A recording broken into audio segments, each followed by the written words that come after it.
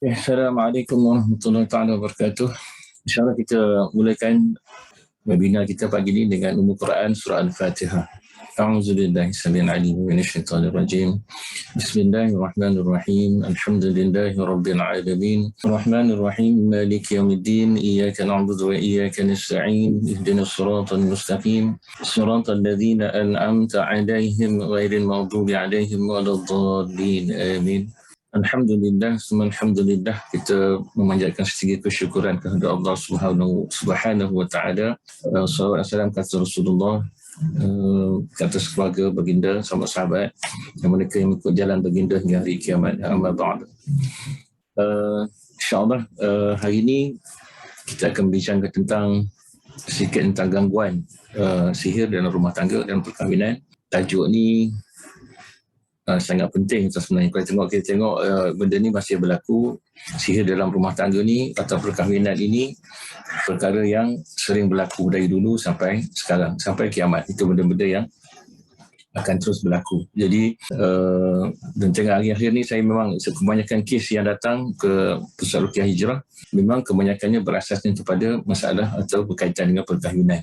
Jadi walaupun kita tengok sihir itu ataupun penyakit pesakit datang dengan presentation dia, dengan simptom dia tu masalah-masalah medikal, tapi kalau kita kaji balik, tengok balik, tanya patient balik, kita tengok sejarah dia, maka dia ada unsur-unsur juga berkaitan dengan perkahwinan, Masya Allah. Jadi dalam seminggu dua ni memang kadang kita tengok kes-kes yang pelik-pelik, pelik-pelik yang kita rasa macam dah spend a lot of time, patient dah spend a lot of time, spend banyak masa, spend banyak duit untuk cuba merawat diri dia, berbagai-bagai bidang kepakaran yang dah dipergi, tapi akhirnya tengok dia kembali kepada masalah asal tadi, sihir. Dan bila kita rujuk balik sihir tu, walaupun dah berlaku lama, tapi dia beri kesan yang sangat-sangat mendalam dari segi masalah perubatan dia. Itu yang kadang-kadang kita risau. Kita risau kalau itu berlaku, maka dia akan memberikan kesukaran, menyebabkan kalau doktor-doktor jadi masalah.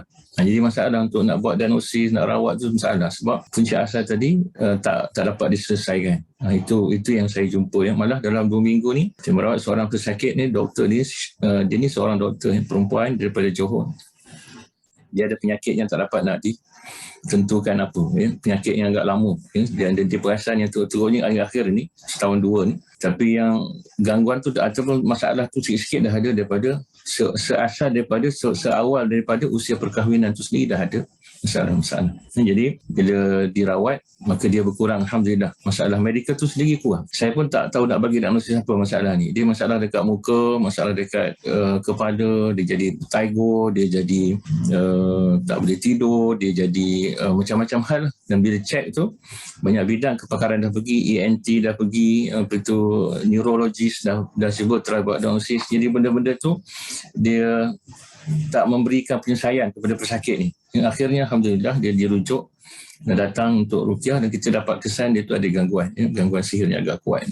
Dan lepas sekali rawatan dia datang balik, Masya Allah, dia banyak berubah dari segi masalah medikal pun berkurangan.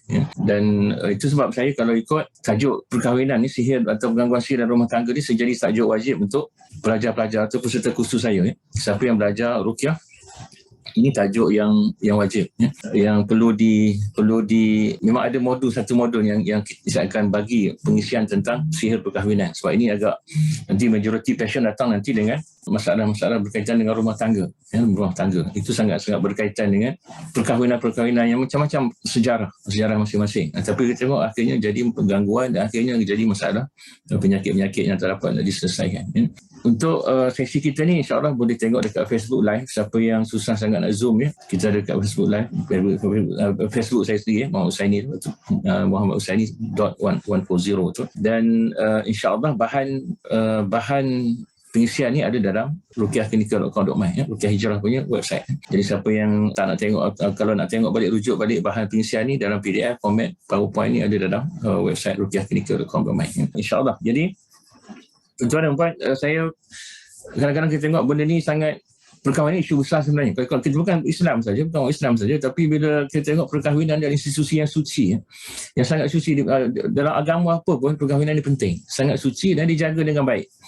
Maka kita tengok isu gangguan dalam perkahwinan ni yang berpuncakan daripada gangguan daripada sihir dan sebagainya sangat-sangat common lah. Dia tak kira agama dah. Dia tak kira kata ganggu semua orang. Kalau dia bangsa India agama Hindu pun ada gangguan di sini. Yang Kristian pun ada gangguan, diganggu. Dan saya pernah rawat pasien Hindu macam tu juga. Ya, ada unsur-unsur sihir dalam perkahwinan ni. Dia berlaku di kalangan orang yang bukan Islam pun. Di kalangan agama Hindu yang saya rawat, dia kata ada, kita dapati ada juga unsur-unsur. Ya. Jadi kenapa macam tu? Kita tengok, kalau kita kembali kepada surah Al-Baqarah ni ayat 102. Ayat ni panjang tuan-tuan, dia mula dengan wataba'u, muka surat 16 Quran ni. Saya petik ayat ini saja, yang sebahagian daripada ayat tu yang menceritakan tentang kisah. Ayat ni menceritakan tentang kisah Harut dan Marut, bagaimana sihir berasal, ya, bagaimana terjadinya ilmu sihir, ilmu hitam ni, ya, pada zaman Nabi Sulaiman AS. Ya. Jadi ayat ni panjang, saya baca ayat yang saya petik ayat berkenaan dengan sihir rumah tangga ni, ya, insya-Allah.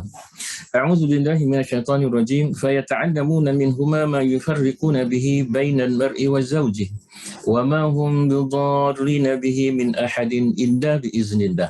Jadi maksudnya dalam pada itu ada juga orang-orang yang mempelajari sihir dari mereka berdua, yakni Harut Marut tadi, malaikat Harut dan Marut. Ilmu sihir yang boleh menceraikan antara seorang suami dengan isterinya. Ya. Yufarriqu. Itu kadang-kadang kita tengok istilah sihir tafriq, berasal dari perkataan faraqa ni, ataupun firaq, ataupun pecah ataupun terpisah, ya. Yufarriqu ni maksudnya, kalau itu kita ada istilah sihir tafriq, sihir pemisah dipanggil. Kalau setengah-setengah istilah, ramai orang suka nak bagi klasifikasi itu, tapi saya klasifikasi itu tak penting sangat, walaupun kita kena tahu sikit, tapi yang penting adalah macam mana nak merawat pesakit yang ada sihir tafriq ni. Itu benda-benda yang sangat penting, ya. Jadi yufarriqu bihi bainal mar'i wa zawjih. Dia sihir ni sebenarnya asal-asal pun sebenarnya memang tujuan dia untuk memisahkan atau menceraikan antara seorang suami dengan isterinya, zaujah dia, ya. Jadi dan yang sesuatu yang kita kena yakin, insya-Allah, yang Allah sebut dalam ayat ni adalah wa ma hum bitarrin bihi min ahadin illa biiznillah. Padahal sebenarnya mereka tak akan dapat sama sekali memberi mudarat. Wa ma hum bitarrin, tak boleh bagi mudarat, ya, atau tak boleh terjadi sihir itu tanpa izin Allah Ta'ala. Itu yang keyakinan atau akidah yang kita kena tanam kepada pesakit, bahawa dia tak terjadi tanpa izin Allah. Kalau nak jadi pun Allah izinkan. Macam tu. Jadi kalau orang tanya, saya mengeluh, saya, ya Allah, kenapa saya kena sihir ni, siapa hantar? Kadang-kadang kita jadi isu. Kadang-kadang bila merawat pesakit macam ni, saya suka cakap dengan dia, kita rawatlah, insya-Allah. Dan kita tahu yang bagi jadi sihir ni pun Allah Ta'ala. Dan Allah nak uji kita masing-masing. Tak sama. Ada yang kena sihir teruk, ada yang sihir sikit-sikit. Dan ini sihir juga berlaku kepada Nabi Rasul sallallahu alaihi wasallam. Ya, walaupun sihir itu bukan kuat, sihir yang sikit saja, tapi sihir juga berlaku kepada Rasulullah SAW dalam kes diriwayatkan dalam hadis tu.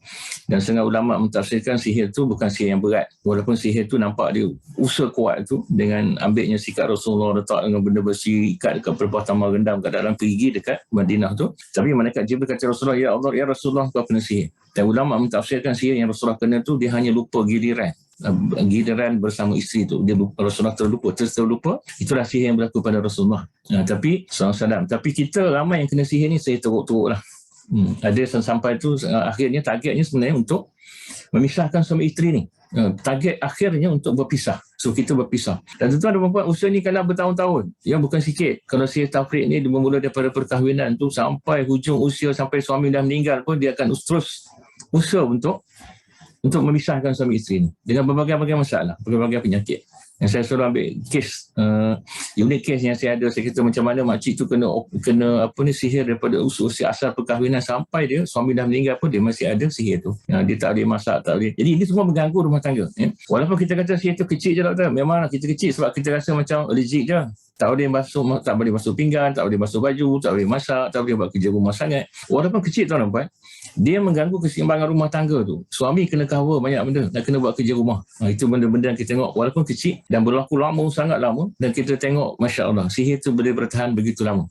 Target akhirnya nak pisahkan juga suami isteri. Jadi tak pelik kalau kita tengok nanti kalau dah sampai usia 70, 80 tu masih juga ada orang bercerai. 60 tahun ada orang bercerai juga akhirnya. Dan ini satu kejayaan besar untuk syaitan ataupun iblis yang usahakan sihir ni, yang usaha untuk pisahkan kita ni, ya, dengan perantaraan jin dan syaitan ini. Jadi kita tengok, ya, hadis ni juga sangat famous, hadis Nabi SAW dalam riwayat Muslim, dia daripada Jabir bin Abdullah radhiyallahu anhu, daripada Nabi SAW, bagi dia bersabda yang bermaksud. Jadi kisah ni kisah bagaimana perhimpunan syaitan dengan iblis, ya, ini berlaku Ada setengah ulama kata setiap minggu, ada yang kata setiap bulan, ada yang kata setiap tahun. Tapi saya rasa ini sentiasa berlaku proses ni. Proses dia kena report to the boss. Report to the boss ni maksudnya berlaku sentiasa. Macam itu dia kena report lah. Mungkin hari-hari setengah kita kalau company kerja hari-hari kena report. Kalau COVID ni hari-hari kena DG orang kena bagi press statement, hari-hari kena beritahu status. Mungkin tahap-tahap tu lah.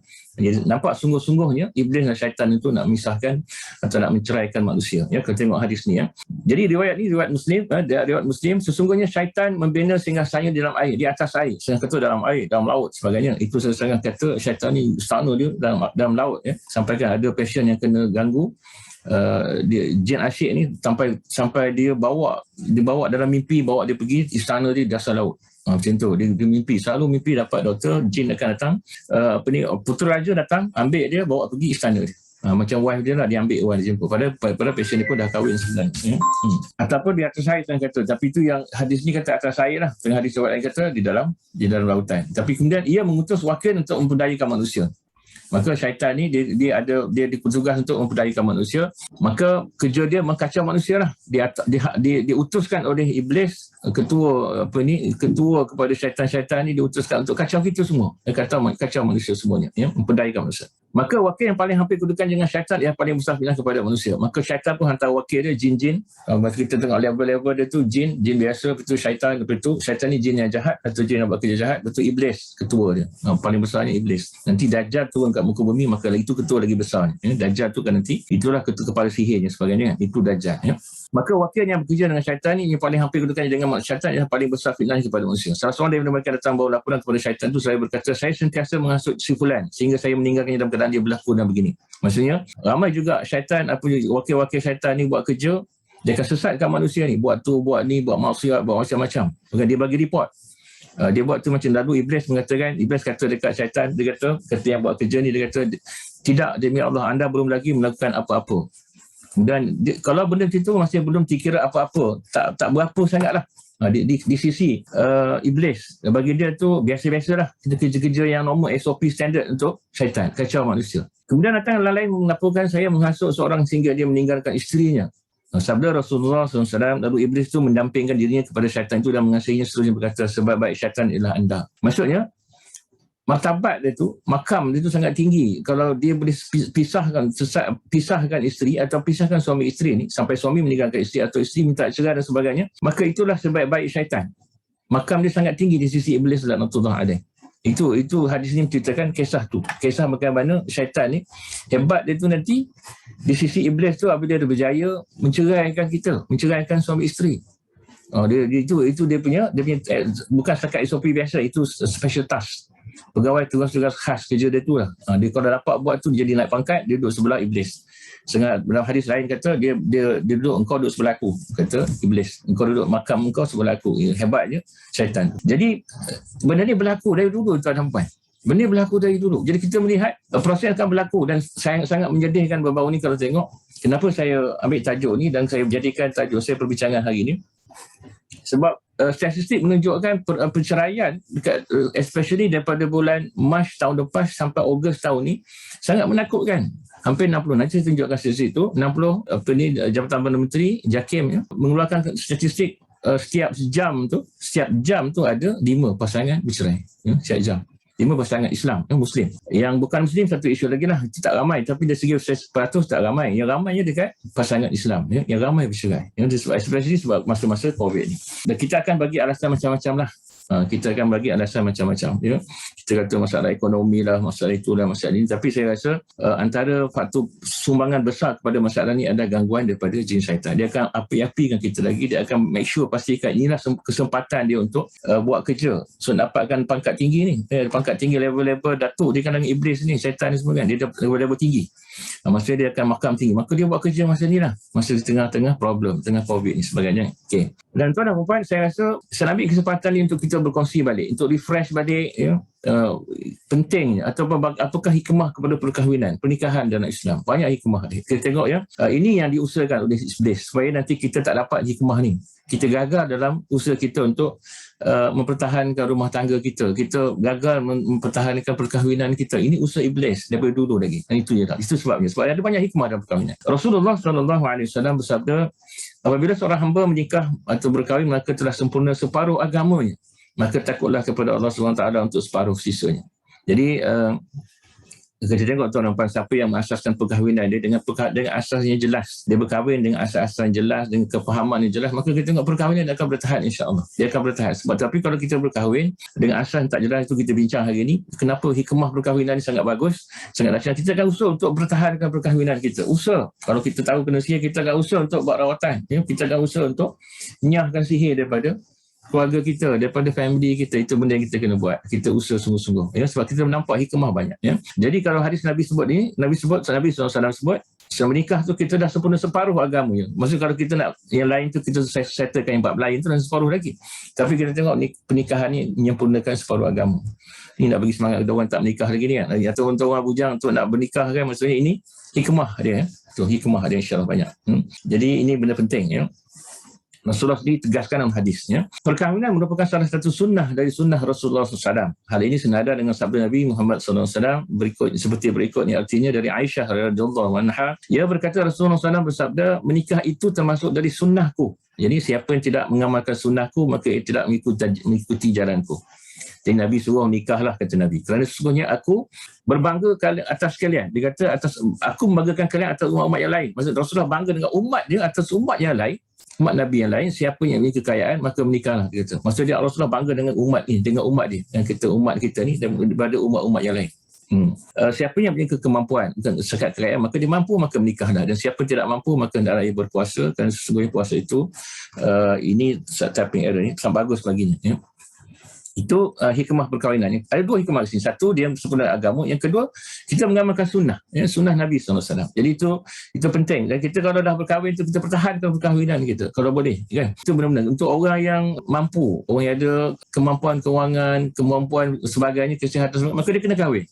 Itu Rasulullah suruh. Dan itu sebabnya kadang-kadang saya tengok pasien datang. Ya, kadang datang, mak ayah bawa anak-anak yang kadang tak berkahwin ataupun dia lambat kahwin.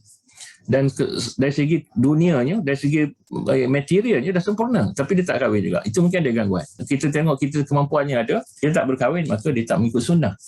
Jadi segitu kita tengok mungkin ada gangguan. Jadi bila tak ikut sunnah tu, maka kita tahu ada gangguan yang menghalang dia daripada berkahwin. Ada juga orang yang mak dia bawa tak nak berkahwin, anak susah nak kahwin, ada pinang 2-3 kali, 4 kali datang, tak juga jadi kahwin. Itu mungkin memang itu kadang-kadang jelas gangguan. Dan bila kita ruqyah tengok ada gangguan. Bila kita buang gangguan tu, masya-Allah, alhamdulillah, dia settle dah boleh kahwin. Ya. Hikmah seterusnya, dalam Islam perkahwinan merupakan hal yang mulia. Ya, perkahwinan hal yang mulia. Kerana perkahwinan merupakan sebuah jalan yang paling bermanfaat dan menjaga kehormatan diri, serta terhindar dari hal yang dilarang oleh agama. Ini sesuai dengan hadis Rasulullah SAW diriwayatkan oleh Muslim. Ya. Wahai para pemuda, barang siapa di antara kalian berkemampuan untuk menikah, berkahwin, maka menikahlah. Kerana nikah itu lebih menundukkan pandangan, lebih mementingi kemaluan, faraj. Ya. Dan barang siapa yang tidak mampu, maka ia saum atau puasa, kena saum, itu dapat mentinggi dirinya.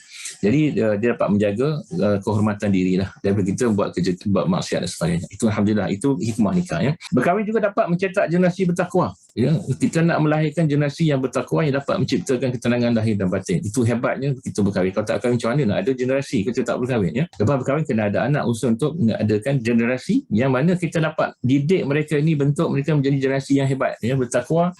Mungkin kita tak sempat lalu di tahap kita tu, mungkin kita tak dapat lagi sebab mungkin mak ayah kita dulu ada antara kita yang tak dapat nikmat macam tu untuk generasi bertakwa ni, maka kita akan kahwin untuk melahirkan generasi yang bertakwa kan. Jadi kita akan menjadikan generasi yang lebih baik, keturunan kita yang lebih baik, insya-Allah. Ya, Allah SWT berfirman dalam surah Al-Furqan ayat 34.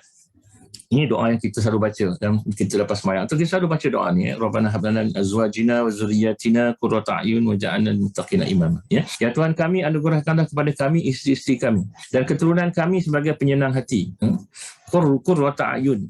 Kita tengok kita tenang, kita rasa kita sangat tenang melihat keturunan kita, isteri kita, anak-anak kita, dan jadikanlah kami imam bagi orang yang bertakwa. Jadi kita harap kita nak gurahkan macam itulah keadaan kalau kita dapat, kita nak keluarga, isteri, anak-anak dia bertakwa yang menjadi sejuk mata memandang kita kan. Kita jadi penyejuk mata kita dan dia akan berikan kita ketenangan, meningkatkan keimanan kita, insya-Allah. So dan kita juga diminta dijadikan sebagai imam bagi orang-orang yang bertakwa. Ini doa kita selalu, insya-Allah. Ya. Seterusnya dalam surah surah An-Nahl ayat 72 Allah SWT berfirman, artinya dan Allah menjadikan bagimu pasangan suami atau isteri dari jenis kamu sendiri, dan menjadikan anak cucu bagimu dari pasanganmu, serta memberimu rezeki dari yang baik. Mengapa mereka beriman kepada yang batin dan menerima Allah Ta'ala? Maka dilihat tujuan pernikahan Islam itu adalah untuk meneruskan zuriat, memperoleh keturunan. Itu kita doa insya-Allah keturunan yang soleh semua insya-Allah. Satu lagi makhluk kainat dalam Islam ni, soalan terkadang ini walaupun kita rasa macam tak penting, itu adalah benda yang saya nak remind balik supaya kita ingat ni, soalan terkadang bersetubuh dengan isinya adalah sedekah. Mendengar sabda Rasulullah, para sahabat pun heran. Dia lalu bertanya, wahai Rasulullah, apakah salah seorang dari kita melampiaskan syahwatnya terhadap isinya akan mendapat pahala? Nabi SAW menjawab, bagaimana menurut keadaan jika ia seorang suami bersetubuh dengan selain isterinya, bukankah ia berdosa? Begitu pula jika ia bersetubuh dengan isteri tempat yang halal, dia akan mendapat peroleh pahala. Jadi kita tengok dia punya tu hebatnya. Kita bersama dengan isteri itu pun ada pahala. Dan kita tengok banyak gangguan participation datang dengan masalah rumah tangga sebagainya. Dia susah nak bersama. Itu ciri-ciri dia. Nanti kita bincang ciri-ciri perkahwinan yang ada masalah gangguan ni. Susah nak bersama. Banyak halangan tuan dan puan. Ada setengah tu sampaikan saya yang jadi isu sangat saya nak cerita pasal si rumah tangga ni. Kita melihat walaupun nampak tu kecil tapi dia agak akan mengganggu rumah tangga. Jadi ini benda yang saya terangkan juga beberapa kali sebelum ni. Ini kisah yang berlaku lagi. Baru ni dalam minggu ni saya jumpa lagi satu kes. Yang patient ni dah berkahwin 10 tahun, 20 tahun lebih. 20 tahun lebih. Yang jadi agak uniknya kes ni. Sebab dia kata, doktor, saya, isteri cakap, doktor, saya menopause awal. Saya menopause umur saya 45 tahun. 45 tahun tu dia dah menopause. Yang paling lagi peliknya, umur dia sekarang berapa tuan? Umur dia sekarang 58 tahun. Hampir 59, 58. 60 tahun. Umur dia 60 tahun. 45 tahun menopause. Sekarang dia masih suami isteri lagi dengan suami dia. Dia dah umur 60. Suami dia muda sikit daripada dia. Tapi nak katakan tuan-tuan, yang jadi saya agak terkejut. Dia kata macam ni, doktor, saya sebenarnya dengan suami, saya tak bagi suami saya tak nak bersama dengan suami saya. Dan saya tak bersama dengan dia semenjak saya menopause. Tuan-tuan dan perempuan, bersama ni, bersetubuh suami isteri adalah satu benda yang Allah izinkan dengan perkahwinan. Perkahwinan sahaja yang boleh yang membolehkan kita untuk bersama suami isteri. Tak ada cara lain. Jadi kita kena berkahwin. Masalahnya dah berkahwin tak boleh bersama atau tak nak bersama. Purposely tak nak bersama. Walaupun saya tahu dua-dua ni pasangan ni ada gangguan kuat lah. Tapi nak katakan antara sebab salah satu aspek gangguan tu adalah dia tak boleh nak bersama. Dan yang paling terkejut ni sebab dia kata, doktor, saya dah menopause. Saya tak nak bersama, doktor. Diorang kata kalau menopause bersama sakit. Saya tak boleh, saya tak bagi suami saya usik saya. Dan Allah tamak, dan Allah izinkan lagi gangguan tu lagi kuat. Sampaikan kalau dia suami nak sentuh dia pun dia rasa macam takut, dia rasa panik, dia rasa tak nak, dia rasa macam nak marah, macam-macam lah. Dan suami dia pun rasa macam tu, rasa tak nak, tak kisah.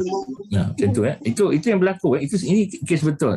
Kita nampak sangat berat ujian ni. Bagi saya kalau dah 15 tahun tak bersama suami isteri, dia tak ada makna perkahwinan tu. Sedangkan perkahwinan tu dia mengizinkan kita untuk bersama suami isteri. Dan kita nampak ada gangguan kuat kat situ. Memang dia kes non case kita panggil kalau medical, non case dia tahu gangguan. Tapi nak katakan itu tahap yang saya rasa masya-Allah. Dan saya perasan kadang-kadang ni dia berlaku juga sebenarnya seorang patient, dia ni cikgu pension. Dia pun sama juga dah 3 tahun tak nak bersama dengan suami sebab dia kata dah menopause, doktor. Dia kata ilmu mana yang dapat ni, siapa yang ajar, sampaikan dia kata kalau menopause ni tak boleh bersama. Subhanallah. Jadi itu yang lagi kes ni unik ni dah 15 tahun. Dan dia kata saya tak pernah bersama suami saya. Dan gambaran saya tengok muka suami pun saya kesian. Maksudnya nak katakan, saya kata akak tak boleh, kalau ni suami kena kahwin lain. Dia kata tak apa, saya bagi semua kahwin lain. Tapi suami dia tak kahwin lain lah. Tapi nak katakan, saya kata sampai tahap tu. Itu gangguan atau ciri-ciri gangguan dalam rumah tangga. Ya. Sedangkan bersama suami isteri itu, bersetubuh dengan suami isteri itu adalah satu proses yang dapat pahala, kata Rasulullah. Ya, Rasulullah kata dapat pahala. Jadi itu benda-benda yang kita tengok hikmah perkahwinan. Dan ini contoh-contoh ujian yang berlaku lah. Bila kita tengok ada gangguan, maka dia akan jadi macam ni. Dia bukan masalah lain, tak ada apa. Dia hanya cuma yang dia faham, dia kata, tapi dia ada gangguan lah. Cuma yang dia dalam fikiran dia tu, idea dia kata tak boleh, bersama ni sakit. Saya kata ada cara lain. Kita doktor, kita ada cara lain nak bagi tak sakit. Itu pun dia tak boleh terima. Dia kata, pahaman dia kata, dia kalau menopause tak boleh nak bersama suami isteri. Masya Allah tuan. Itu kisah benar. Kisah benar. Jadi nak katakan, macam mana nak buat tuan? Saya rasa, nak kata siapa yang salah kat sini? Doktor ke? Masyarakat ni tak ada kefahaman ke kan? Kalau itu nanya lah, siapa yang menopause je, tak boleh nak bersama lah. Saya rasa ramai kita ni yang masih sexually active. Ya, walaupun kita dah umur 60, 70. Sebab satu lagi yang bagusnya, menopause. Orang lelaki ni tak ada pause. Kalau perempuan kita ada menopause, orang lelaki dia tak ada menopause, ya. Dia man no pause. Dia orang lelaki ni dia tak ada stop ni. Jadi dia boleh sampai umur 80 ke 100 ke, ada orang yang 100 tahun pun ada juga. Kes kita tengok yang 80 tahun dia kalau berkahwin isteri dia mengandung isteri dah dengan perkahwinan tu, ya, dengan dia bersama tu. Itu benda-benda yang saya rasa benda-benda yang kena berbetulkan lah. Saya sangat kesian ni kan, kalau itulah sampai tahap itulah masyarakat, maka kita tengok masalah ni, ya, sangat masalah, ya. Jadi kita mengharapkan keluarga yang sakinah. Kita ciri-ciri keluarga sakinah, ya. Nanti ingat anak saya suruh nama sakinah. Jadi kita nak dia, ciri-ciri yang keluarga sakinah dia adalah kita memang rasa tenang, tenteram, saling kasih sayang sebagainya. Jadi kita nampak gambarkan macam mana orang yang kena ganggu tuan-tuan dan puan, ya, kena sihir, kita tengok keluarga dia memang haru biru lah. Kita tengok panas, suami isteri panas, tak ditidur sekali, tengok muka pun tak boleh. Ada kes yang teruk tu, tengok muka pun tak boleh. Saya menyapah tengok doktor, saya tak nak tengok muka dia. Ada yang tak nak bercakap suami. Saya ada juga kes baru ni yang saya diberitahu, ya. Patient ni tak sampai lagi, tapi seorang ustaz ni nak refer ke saya. 10 tahun dia dalam keadaan tak bercakap dengan suami. 10 tahun, tapi tak bercerai. Ya, 10 tahun. Jadi itu benda-benda yang, dan itu asasnya mungkin gangguan, ya, macam tu lah. Jadi tak ada ketenangan, sedangkan suami ni imam, kerja imam. Jadi benda-benda itu berlaku, ya. Jadi kita tengok ketenangan tu tak ada. Jadi kita tengok kebanyakan nanti kita akan buat kerja-kerja yang, yalah, suami bila tak tenang dia akan buat benda lain, pergi keluar, naik motor besar, pergi sana sini, kan. Itu ciri-ciri yang tak berapa tenang tu. Bukan kata bukan tak penting, tak boleh buat. Tapi kerana dia fokus dekat family tu kurang. Dan dia tak ada rasa nak duduk dengan family, duduk bersama anak-anak sebagainya. Tak ada, dia betul tak ada. Ya, itu mungkin ada gangguan, ya. Dan ciri-ciri yang adalah ada litaskunu ilaiha, kita rasa sakinah, itu ciri-ciri keluarga yang solehah, ya. Kita ada ciri-ciri kita rasa tenang, ya. Okey, ciri keluarga solehah dia kena ada sakinah. Ini ciri keluarga sakinah kena kita panggil, ya. Satu lagi mawaddah, saling mencintai. Kalau kita tak saling mencintai itu kita ada something wrong lah. Kita tengok isteri, kita pastikanlah benda macam tu, ya. Mawaddah, saling mencintai, dan rahmah, saling bersifat kasih, sayang menyayangi, cinta mencintai, sayang menyayangi, dan kita sentiasa tenang bersama-sama tu, tenang, dan kita bertenang insya-Allah bersama-sama dalam satu keluarga. Itu ciri-ciri kena kita nak, ya. Jadi ciri lain adalah dia mengamalkan agama lah. Dia kehidupan yang penuh dengan agama, penuh dengan ibadah, penuh dengan amalan, penuh dengan benda-benda baik dalam keluarga, ya.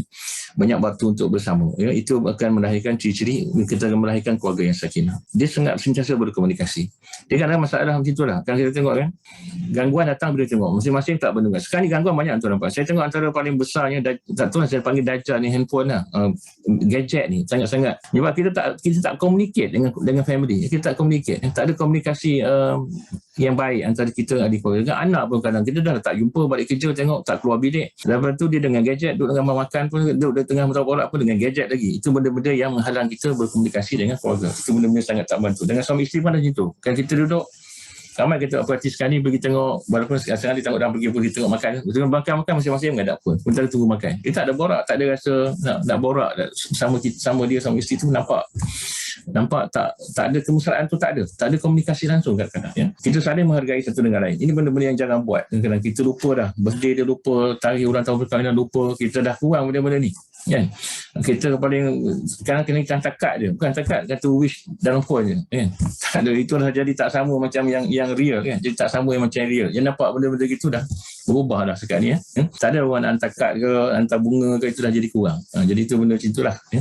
Masing-masing kita terikat dengan keluarga sebagai kelompok, ya. Jadi kalau kita dapat terikat, kita rasa kita tak, kadang-kadang kita tengok lah, kadang-kadang sekarang extended family ni bagus, kadang-kadang kita rasa kita nak duduk sekali dengan anak kita, duduk rapat, sebab dia mengurangkan lagi risiko untuk dapat hilangnya komunikasi sebagainya. Kita kalau boleh nak dekat-dekat, macam mak saya macam tu, nak anak-anak semua dekat, tak nak jauh-jauh daripada sembilan, sampai tahap tu lah, sebab dia nak selalu jumpa anak-anak, jumpa. Itu yang jadi harapan dia, mak ayah sebagainya, kan. Okay.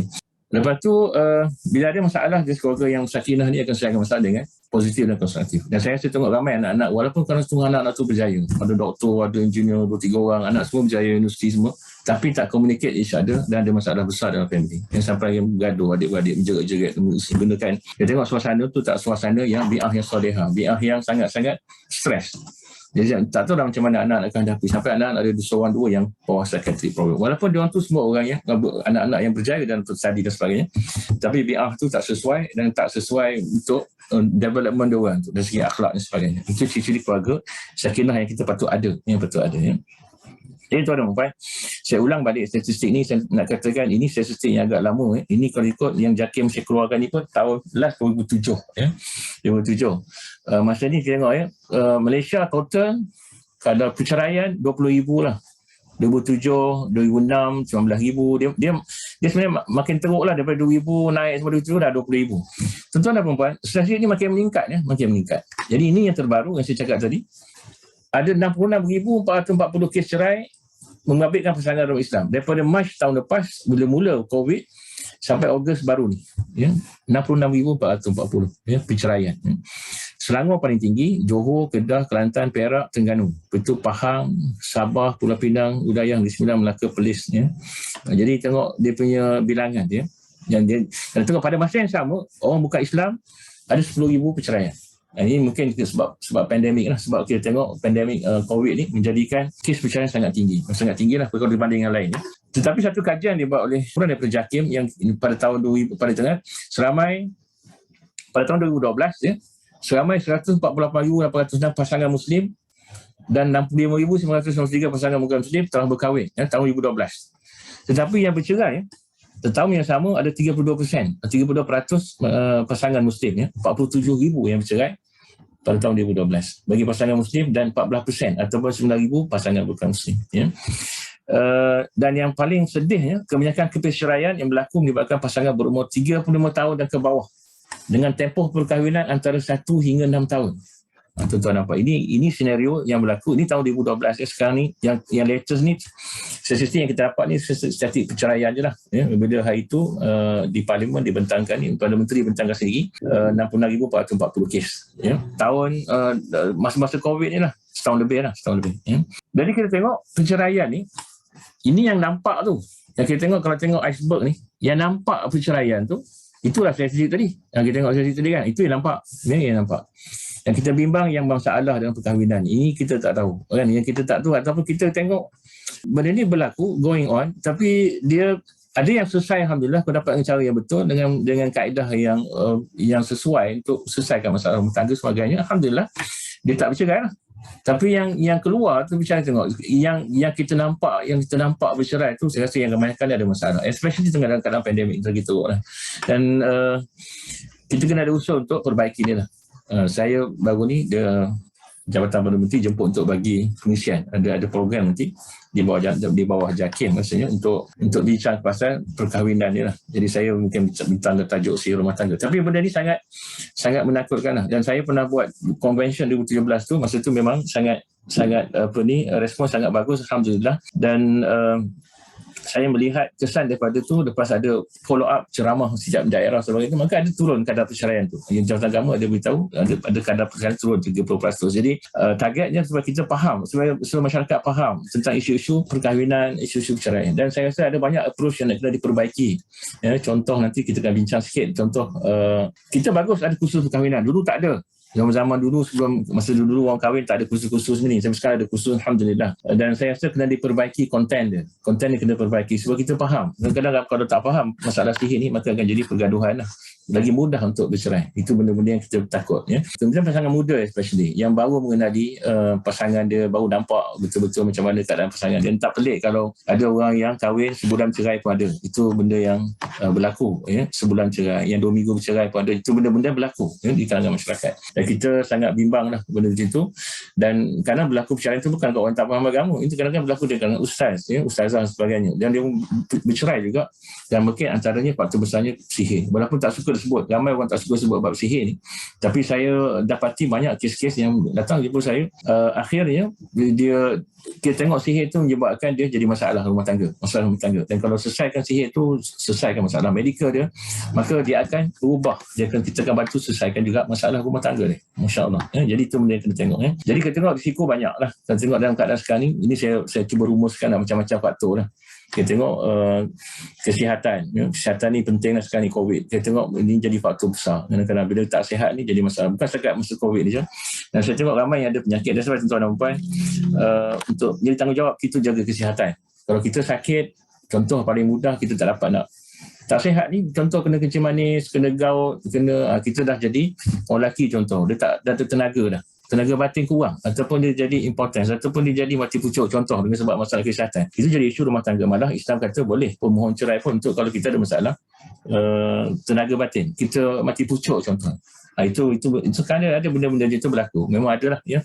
Pekerjaan, pendapatan, hari kena buang kerja ni semua jadi isu lah. Dan kita doa sangat supaya kita dapat selesaikan masalah ni. Allah bagi kita rezeki, kita dapat teruskan kehidupan untuk menyara keluarga. Ini jadi isu besar, pendapatan pekerjaan.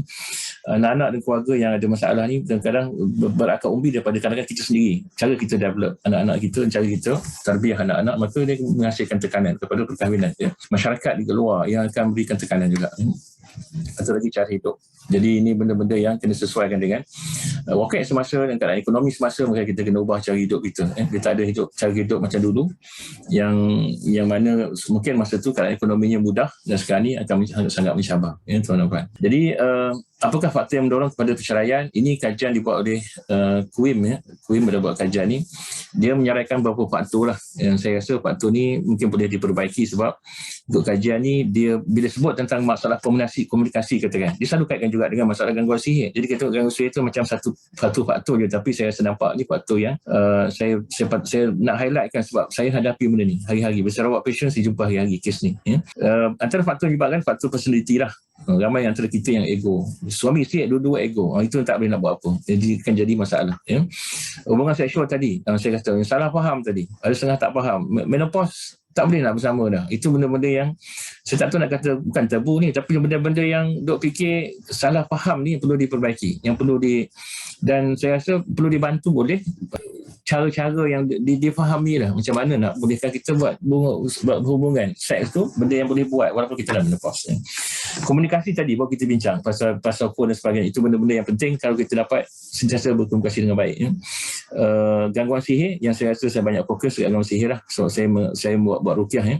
Kurang ilmu, kurang didikan agama, ini benda-benda yang sangat penting untuk mempertahankan rumah tangga, mengelakkan perceraian. Kalau kita tak faham, tak tahu pun kadang-kadang, tak tahu ni dah jadi taklid. Bila kita gaduh-gaduh tu, kita cakap dengan isteri, okay, ni kau balas balik mesej ni, kau jatuh talak. Itu dah jadi taklid, ya. Kadang-kadang kita tak perasan itu berlaku. Banyak juga suami-suami yang menggunakan taklid ni sebagai hutan kepada isteri. Kalau kau buat macam ni jatuh tak, balik rumah untuk je. Itu benda-benda yang kita kena faham. Itu benda-benda yang melibatkan perkahwinan, yang kita kena faham beberapa hukum hakam tentang perkahwinan, ya. Penyalahgunaan dadah, ini benda pun memang sangat beri kesan pada perkahwinan, ya, pada rumah tangga. Siapa yang terlibat dengan dadah ni menjadi isu, ya. Ditinggalkan pasangan, ini ada, ya, sangat ada juga kes yang macam ni. Kadang-kadang dia hilang macam tu, ada kes yang macam tu, dan kita tengok menjadi masalah kepada pasangan yang lelaki satu, isteri yang akan ditinggalkan macam tu, dia akan menjaga anak sebagainya. Dan faktor pengabaian tanggungjawab, dia ramai juga yang tak bertanggungjawab macam tu, ya. Masalah dengan tanggungjawab dia seorang, tak masalah dengan tanggungjawab sebagai isteri, itu benda-benda yang kita tengok menyebabkan faktor perceraian, ya. Jadi saya nak cerita sikit tentang gangguan tu sihir ni, macam mana proses dia berlaku. Dan saya tengok, bila kita tengok balik, saya kaji balik selepas saya 5-6 tahun buat rawatan Islam ni, saya buat ruqyah, saya rasa dia berlaku daripada awal lagi, tuan-tuan. Bukan setakat level bertunang berkahwin ni, dia akan ada awal sebelum bertunang lagi, sebelum kenal pasangan lagi dah. Yang kadang sihir dah ada. Jadi kita tengok akhir-akhir ni jadi mainan sihir ni. Bila kita tengok bulan 6 itu yang dijumpai tengah sihir pasangan, sihir tengah buat kerja sihir online, buat kerja dekat kondo tu, macam mana bomba jumpa tengah bakar minyak, darah sebagainya dalam tu, kita tengok rupanya sihir ni sangat berluasa lah. Dan kita tengok, dan yang kita risau tak ada statistik benda-benda gini. Kita tak ada proper statistik tanya berapa ramai tukang sihir. Mana saya macam mana susah tu kan, tak ada benda-benda yang boleh nak dicam dia orang. Kajian berapa ramai tukang sihir, tak ada. Yang kita kaji sekarang ni metode ruqyah, itu ada orang kaji tentang ruqyah, betul tak betul, tapi orang tak kaji tentang sihir ni, orang tak tahu statistik macam mana, sebab tak ada undang-undang buat sihir ni. Sangat menarik kalau kita tahu berapa ramai tukang sihir, pomoh sebagainya, kita boleh monitor. Yang ni tak ada, benda tak ada, dan semua orang kadang-kadang setengah tempat, setengah negeri tu jadi kebiasaan sihir ni, dan jadi amalan harian. Satu kampung tu, semua orang kat kampung tu ada sihir. Itu saya pergi Bengkulu tu, ada beberapa kampung yang kata, doktor, kat situ rumah-rumah tu setiap orang tu ada ilmu sihir, dan dia boleh testing sihir dia tu, ilmu tu boleh test. Aku test kau test aku, macam tu. Jadi benda macam tu dah jadi mainan. Jadi isunya kerana gangguan tu dah bermula awal lagi. Dan kita tengok hari ni ramai orang menggunakan sihir untuk berkahwin. Contoh, kan dia minat kat budak ni, dia hantar sihir, dia hantar barang bagi hadiah. Saya sangat terkejut. Baru ni saya jumpa satu kes, dia minat dekat perempuan ni sampai dia hantar barang-barang hadiah bagus lah, telekong apa semua kan. Quran pun ada hantar. Rupanya itu semua benda-benda yang berkaitan dengan sihir. Dan alhamdulillah kita dapat selesaikan benda tu. Jadi kita nampak ada juga perkahwinan dia asaskan benda-benda yang tak betul. Ya, dia berkahwin tu asalnya mungkin daripada kes-kes sihir. Dia menggunakan sihir untuk berkahwin. Setengah tu juga macam tu. Kalau ini orang dulu selalu pakai susuk dan sebagainya. Itu benda-benda yang saya rasa macam sampai sekarang ada lagi. Ada kes yang saya tengok dalam minggu ni, dia nak buang susuk. Dia kata dia dah taubat, doktor saya nak buang susuk. Memang itu benda tu berlaku. Maksudnya itu menggunakan sihir tu. Dia cuba untuk jadikan wajah dia lebih baik daripada yang sepatutnya. Dia nak nampak cantik dan dia menggunakan susuk. Bila menggunakan susuk tu, bila dah umur macam ni nak kena buang tu dah jadi isu. Mengganggu anak-anak dia, mengganggu keturunan dia. Anak-anak dia pun jadi terganggu. Kuat kena gangguan dan sebagainya. Itu benda-benda yang kita berlaku lah. Jadi kalau sebut kalau bertunang tu masalah tu ada, dan menjadi satu lagi saya tengok tradisi masyarakat yang saya tengah perbaiki adalah bertunang ni, ya. Bertunang ni tak payah hebah sangat lah. Dia tak payah promote sangat, masuk dalam Facebook beritahu bertunang kan. Dia belum sampai kahwin lagi tu. Dan ini pun dah diuji dah bertunang. Ramai putus tunang. Macam tu lah akhirnya. Kadang-kadang boleh diganggu kan, sebab jin syaitan ni dia tunggu. Dia cuba nak halang.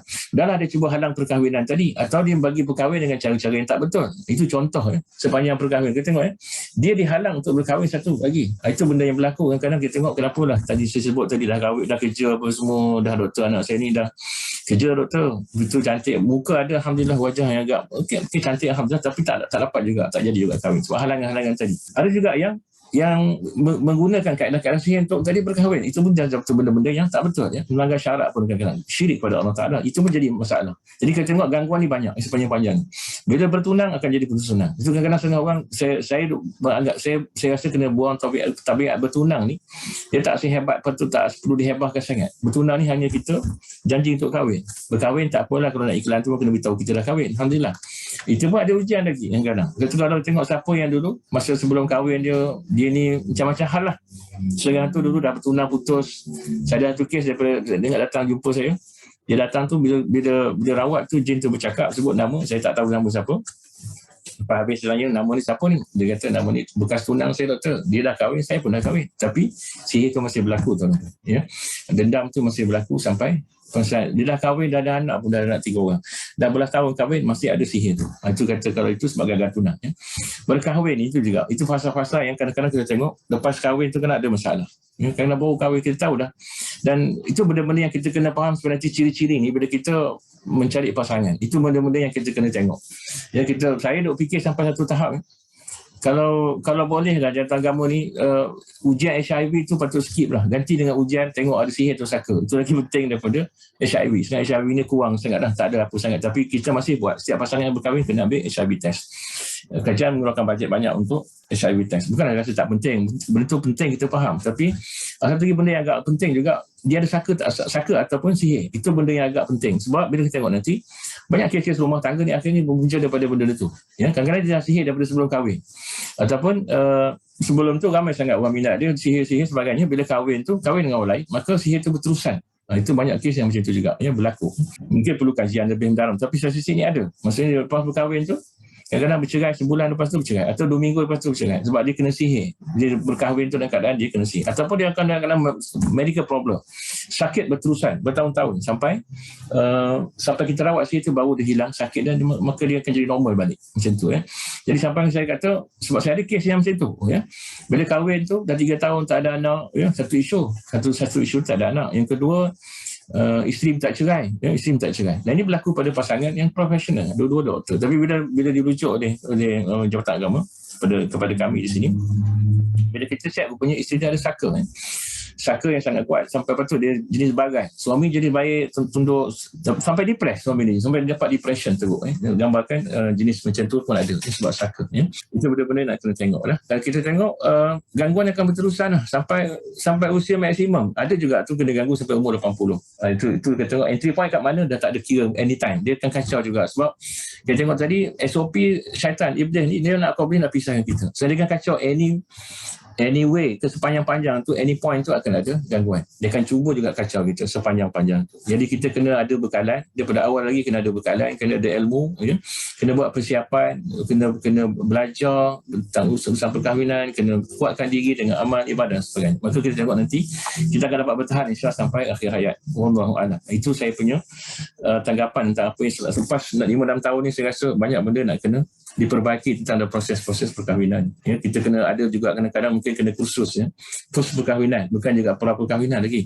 Mungkin setahun tahun kita nak kena duduk balik, atau kita kena buat check up balik, kita kena check balik keadaan kita macam mana, kan. Kena ada sistem yang macam tu supaya kita akan berterusan insya-Allah dalam keadaan kerukunan rumah tangga. Ya. Okey, jadi kalau tengok macam tu, apa faktor-faktor risiko kena sihir? Ya, saya kena bentangkan juga sini, mungkin masa tengok apa kesempatan kita ada, ya. Dia sangat mudah kena sihir. Kalau kita sebelum tu memang ada perbuatan-perbuatan syirik, kita syirik pada Allah Ta'ala, maka kita akan tengok akan jadi mudah kena sihir lah. Ini benda-benda penting. So saya kata kalau boleh cari pasangan ni, carilah pasangan yang soleh, solehah, ataupun mereka-mereka yang dapat jaga benda ni, tak terlibat dengan benda-benda syirik. Itu benda penting, sebab nanti kalau dia terlibat benda syirik, dia mudah kena sihir, dia mudah kena ganggu, dan perbuatan-perbuatan syirik tu nanti akan menyebabkan kita lagi panas, perkahwinan tu panas. Sampai kita meninggalkan syirik itu, maka kita akan aman rumah tangga kita, akan aman, akan sejahtera rumah tangga bila kita meninggalkan benda-benda syirik. Contoh apa benda syirik? Banyak, ya, benda-benda syirik. Kadang-kadang benda-benda ni pasti berlaku sampai sekarang. Orang yang jenis-jenis pergi puja duit, bukan puja duit lah, saya ni berlaku, passion saya ada, habis beribu tiap bulan, gaji habis, untuk pergi jumpa dengan bomoh jauh kat tu, bukan kat sini, kat Perak sana. Nak apa? Nak pergi seru duit dapat duit terus. Ini idea orang Melayu nak cepat kaya. Saya rasa benda-benda ni sangat banyak orang kena tipu, ya. Jadi kena hati-hati tuan-puan. Jadi benda situ, pastikan kita tak terlibat benda-benda ni. Daripada sebelum kahwin ke lepas kahwin pun sama. Kadang-kadang lepas kahwin pun suami isteri pun bersatu hati nak pergi juga pergi benda-benda gitu. Wallahu a'lam. Jadi saya minta benda tu kena dikurangkan. Dia berhentikanlah benda-benda tu, ya. Benda-benda syirik ni kena diberhentikan. Yang jenis yang tu berlakulah. Saya baru jumpa je kes ni, yang suruh duit ni baru je saya jumpa dalam beberapa bulan lepas. Jadi nak katakan ini benda-benda berlaku. Satu lagi isu yang berlaku, kadang-kadang ada jin asyik. Jin asyik ni antara jin yang sangat susah dipisahkan daripada manusia. Dia ada kat manusia ni daripada awal kadang-kadang. Jadi bila macam ni, dia bukan setakat mengganggu, dia bukan setakat dia tak susah nak kahwin pun. Kadang-kadang jin asyik ni dia akan halang kita daripada kahwin. Susah nak kahwin, dia takkan rasa nak kahwin. Kadang-kadang bila kita tengok rawat pasien macam ni, dia dah mengganggu daripada kecil lagi, daripada kita mungkin umur tahun-tahun sekolah rendah sebagainya dah kena ganggu, dan dia akan tengok kalau kita tak rawat dia akan terus sampai dia masuk kolej atau keluar universiti, dia masih tak nak kahwin, atau itu gangguan-gangguan halangan-halangan dia dah. Dan jin asyik ni akan kontrol dia sampai dia kalau boleh dia tak nak kawan dengan siapa-siapa. Itu ciri dia tak nak berkawan dengan orang lain. Dia duduk dia lah, dia tak nak kawan orang sebab dia rasa dia ada kawan baik tadi dah. Jin asyik tu layan dia rasa macam tu dah, dia cukup baik untuk dia, macam tu kan. Kadang-kadang jin asyik pula kadang-kadang dia jadi garang. Kadang-kadang dia rasa macam tu dia punya, dia kata aku nak kahwin dengan dia. Saya pernah kes macam ni, jin asyik tak nak keluar, dia kata aku jaga dia daripada kecil dia dan aku nak kahwin dengan dia. Sampai tahap tu. Dan sebenarnya mana boleh kita kahwin dengan jin? Betul-betul satu isu lah. Itu berlaku lah sebenarnya. Jadi kita kena pisahkan ni, jin asyik. That's why ini benda penting, ya. Jin keturunan saka, ini yang penting juga untuk kita buang saka ni, supaya nanti dia tak mengganggu kita dari segi kesihatannya, dari segi emosinya, dari segi akhlaknya, perangainya. Perangai saka lah. Ini yang saya pernah rawat kes ni. Kalau saka rimau, jadi rimau tuan-tuan. Garang dia macam rimau, baran dia pun macam rimau. Macam itulah. Jadi kalau kita nak tengok nak kahwin ni, kalau calon suami dia jenis barannya kan, dia itu kena hati-hati, suruh dia cek saka dia tak kalau nak kahwin. Pastikan tak ada saka. Masalah orang kita hari ni banyak kena refer kitab yang lama-lama tu lah, yang macam minggu lepas Datuk tanya saya pasal apa, kitab tajuk mulut kan. Kita duk tanya pasal nama sesuai tak sesuai. Itu benda-benda syirik. Dan kita tak boleh buat, tak boleh buat. Itu teret namanya. Yang lagi penting untuk cek saka ada tak ada. Itu lagi penting saya rasa. Sebab bila saka ni dapat dibuang, maka dia akan menjaga, kita akan merubah diri kita daripada saka rimau tu tak ada saka, maka kita akan berubah tuan-tuan. Saka rimau ni kalau kena rimau betul. Saya pernah keluarkan saka rimau ni. Saya dirujuk dia seorang ustaz yang tak kasi passion ni. Dia daripada garang tu jadi alhamdulillah, tu jadi baik. Dia berubah. Dia immediately bila dapat keluarkan jin saka tu, dia berubah. Daripada perangai rimau dia tu kepada perangai orang yang agak lembut lah, daripada situ kan. Situ benda-benda yang kena buat. Ataupun tadi saya kata tadi, macam pasangan tadi yang dirujuk Mahkamah Jabatan Agama tadi, pasal dia nak bercerai, dia minta fasah. Isteri ada saka. Jadi macam tu, mana kita tahu, kita tak tahu. Tapi perangai dia jenis tu, jenis mulut, dia jenis gebaran, dia jenis cakap banyak. Suami dah terbalik. Suami jadi diam, kan, jadi depression sebagainya. Tapi benda tu kalau kita buang, kita dapat selesaikan masalah tu, insyaAllah. Dari segi selesaikan masalah rumah tangga. Itu ya. Mereka yang ada ilmu hitam, yang tenaga dalam ni saya tak tahu, no comment, tapi saya antara persilatan yang menggunakan benda-benda jin, bantuan jin ni. Kalau persilatan biasa ni tak ada masalah, okey. Tapi yang duk pakai jin itu benda-benda gitu akan menyebabkan orang ni sendiri akan merosi sifat-sifat jin tu lah. Kita tengok. Ada kadang-kadang orang yang ada ilmu kebal contoh. Saya ada special ilmu kebal. Dia berubah. Dia tak ditegur, dia tinggalkan solat, mak dia kata, berubah doktor, anak saya dulu okey. Tiba-tiba lepas ni, tengok dia tak dengar cakap saya, dia tak solat, semua sebagainya. Jadi benda pelik-pelik tu datang kadang sebab ada beberapa ilmu yang dia ambil sebagai ilmu yang diamalkan. Yang contoh dia ni ambil ilmu kebal. Dia mengaku akhirnya, doktor saya ambil ilmu kebal, doktor. Kena parang belakang perut, belakang tak ada apa. Dia tak kebalan, tapi benda tu datang dengan bantuan jin. Itu benda tak nak. Kalau ada benda tu akan menyebabkan kita mudah kena sihir satu. Jadi kita perangai pun macam tu jugalah. Perangai macam jin juga. Jadi rumah tangga akan jadi haru biru. Saya rasa kalau silap-silap biasa, okey. Silap-silap yang tak melibatkan benda-benda jin apa semua ni, saya rasa itu sangat bagus untuk kesihatan dan sebagainya. Untuk ilmu-ilmu, untuk pertahanan diri. Tapi kalau dah pakai jin semua tu, saya rasa perlu dijauhkan. Dia takut terlibat dengan benda-benda macam tu lah, yang kita tak pasti jin. Ada pun orang yang menggunakan jin dengan amalan yang tak ada contoh. Dia ada khadam. Ada seseorang orang ni, dia amal-amal rupanya datang jin dalam bentuk khadam duduk dengan dia. Itu orang macam ni pun dia akan juga merosi sifat jin tu tadi. Ya. Dan juga dia mengganggu dari segi fokus kehidupan semua. Dia kena terganggu lah kalau ada khadam ni. Dan amalan ni pula seseorang tu tak boleh tinggal. Kalau tinggal tu pun dia akan bahana kat kita balik sesuai amalan tu. Contoh amalan walaupun zikir simple-simple, tapi dengan syarat zikir tu diberi syarat untuk supaya kita dapat ilmu ni, atau supaya kita boleh merawat contoh amalan tu maka sebab kita ada khadam, ada jin dekat kita, maka dia akan susah, akan menyusahkan kita. Dia mungkin boleh kahwin, tak ada masalah, ada anak, tapi dia ganggu lah, dengan sesa ganggu kita, dengan mimpi-mimpi, jadi pandang baran, semua itu benda boleh. Perkahwinan tu boleh jalan juga macam tu. Ada orang survive sampai puluh tahun, tapi nak katakan dia akan jadi masalah. Saya jumpa kes macam tu. Orang yang ada benda-benda pusaka, keris yang ada penjaga, batu akik, benda macam-macam lah, baru-baru semua ni, kadang-kadang dia akan jadi masalah, diganggu. Sebab benda-benda ni kalau keris biasa okey, tak ada masalah. Tapi keris yang ada penjaga ni, dulu nak kena kemenyan dia, nak kena sapu limau, itu benda. Dan berlaku baru ni seorang pesakit, ni keris keluarga, ayah punya, arwah ayah punya, tapi dia simpan oleh anak sulung pun sakit, meninggal. Lepas tu mak dia pun sakit, masih rawat tu. Saya kata, ada keris tak? Ada simpan benda lama? Ada doktor. Dia kata, tapi tak tahu kat mana, tak tengok siapa simpan. Rupanya bila tanya balik anak sulung tu yang meninggal tu, ada keris tu simpan. Pergi rumah dia, jumpa okey keris tu, baru mak dia sihat. Mak dia tak boleh tidur malam berbulan-bulan, kejap meracau sebagainya. Jadi tu benda-benda tu jadi masalah. Jadi pastikan benda tak ada. Ya, kalau kita boleh, kalau rumah tak ada benda-benda yang ada penjaga ni lah. Kalau keris biasa tak apa tuan, kalau kosong tak apa, tapi kalau ada penjaga jadi masalah. Ya. Orang yang sering mendatangi dukun, ini pun ciri-ciri yang bahaya, sebab bila kita bergantung dengan dukun, akhirnya kita tengok ni perbuatan-perbuatan syirik. Ya. Jadi kita tengok sama je, nanti kita tengok akan ada masalah. Dia syirik ni benda-benda yang kita dosa besar. Ya. Syirik ni kalau itu nak bertaubat, nak kena bersyahadah balik sebagainya, maka benda-benda ni sangat besar, sangat mengganggu rumah tangga. Jadi kalau siapa yang mengamalkan ni, memang akan jadi masalah tuan depan. Ya. Jadi kita berhentikan jumpa dukun ni. Jumpa ramai ustaz lagi, jangan jumpa dukun. Ya. Atau jangan jumpa uskun. Ya. Kita minggu lepas, ustaz dukun. Itu ustaz dukun tu pun satu masalah juga. Ya. Ustaz tapi macam dukun. Ya. Yang mengamalkan benda-benda dukun. Ya. Mengamalkan jin sebagainya. Itu kena hati-hati. Ya. Orang yang kosong hati daripada pembentengan. Jadi benteng ni amalan harian. Kita buatlah amalan harian. Kita boleh baca Quran, zikir, tahajud sebagainya. Benda-benda kita boleh isi hati kita, benteng diri kita daripada gangguan. Ya. Orang yang emosi tak ada kontrol, ini sangat-sangat susah juga, dikemudah kena sihir. Ya. Jadi gangguan rumah tangga ni banyak. Dia ada, kita tengok apa ciri-ciri gangguan pada perkahwinan rumah tangga. Kita tengok biasanya tak aman. Yang kita tengok sini gangguan rumah tangga, first kali rumah tangga tak harmoni, dia akan jadi panas tuan-tuan.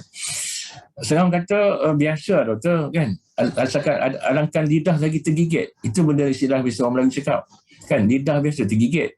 Masalahnya kalau hari-hari tergigit macam mana kan, memang jadi kanser nanti akhirnya. Itu benda kita tak nak.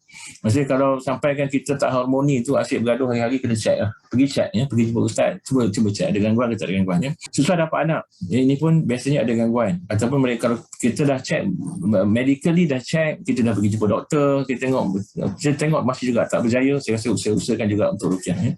Alhamdulillah ada yang berjaya, alhamdulillah, insyaAllah. Macam tadi saya cakap juga, orang susah menikah ya, dia dah settle semua dah kerja dah okey, rumah ada, kereta ada, tak juga menikah. Itu kena check ya. Takut ada gangguan. Ini gangguan pada peringkat anak-anak kita kadang-kadang. Ya. Saya namakan juga gangguan berumah tangga sebab dia rumah tangga ni, family ni, usrah ni, benda-benda usrah ni, keluarga ni adalah rumah tangga kita lah. Anak-anak kita berperhatikan benda ni ya. Orang yang ada masalah, berarti pucuk potensi, orang yang dingin. Kalau yang tadilah, macam saya kata, rumah tangga tu jadi panas dan kadang siapa tak boleh nak bersama. Itu isu lah tadi yang pasal menopause contohnya tadi kan. Ataupun dia memang dia tak ada keinginan sangat kurang, balik letih, hari-hari letih, walaupun dia tak ada walaupun dia tentunya normal je boleh bersama, tak boleh bersama sebab dia hari-hari kena ganggu macam tu ya. Dia balik tak ada semangat. Itu kena check ya. Gangguan panca indera. Itu sebabnya pusat ruqyah kita ada borang untuk tengok simptom ya, sebab kita tengok ada gangguan tak. Kalau ada gangguan tu mungkin ada efek juga dekat patient tadi ya. Orang yang nampak jin ya, nampak hitam lah, terbang kat rumah, kat dapur, nampak ada makhluk putih lah, nampak polong lah, pocong, pontianak sebagainya. Itu benda-benda orang yang nampak ni saya minta untuk pergi check ya, sebab bila nampak ni sebenarnya kemungkinan jin tu dah ada dalam badan dah. Ada jin dalam badan kita yang buka hijab kita sampai kita nampak. Jadi kita kena tutup hijab ni. Sebab kita tahu jin ada mana-mana. Jin ni ada mana-mana tuan. Kat masjid ada jin. Ya.